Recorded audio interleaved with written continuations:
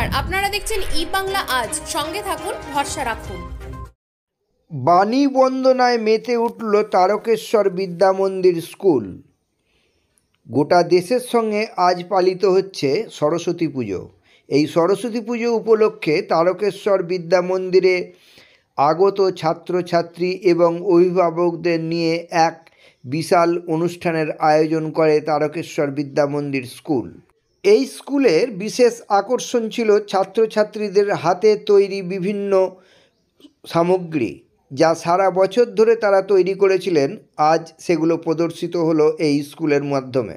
এই পুজোতে সমস্ত টিচার এবং প্রধান শিক্ষক মহাশয় উপস্থিত ছিলেন বলে দেখা গেল, এবং উপস্থিত ছিলেন বিভিন্ন ছাত্রছাত্রীর অভিভাবক। আপনারা দেখছেন ই বাংলা আজ। তারকেশ্বর থেকে সঞ্জয় গোস্বামীর প্রতিবেদন। কচিকাচাদের নিয়ে আজকের এই অনুষ্ঠানে বিশেষ আনন্দিত হয় এই বাচ্চা ছেলেরা। আপনারা তারই দৃশ্য দেখছেন ই বাংলা আজের পর্দায়, এবং অভিভাবক এবং শিক্ষক মহাশয় আমাদের কি জানালেন দেখুন। অভিভাবকবৃন্দ তারকেশ্বর বিদ্যা মন্দির স্কুল সম্বন্ধে এবং পুজো সম্বন্ধে কি জানালেন সেটিও তুলে ধরেছেন ওই স্কুলেরই একজন প্রতিনিধি ধীরেন হীরা। আপনারা দেখছেন ই বাংলা আজ। আপনার কেমন লাগছে ম্যাডাম? ভালো লাগছে। আমি ফার্স্ট টাইম আসলাম এখানে, আর এসে এত সুন্দর এত সুন্দরভাবে এটা পরিবেশন করা হয়েছে।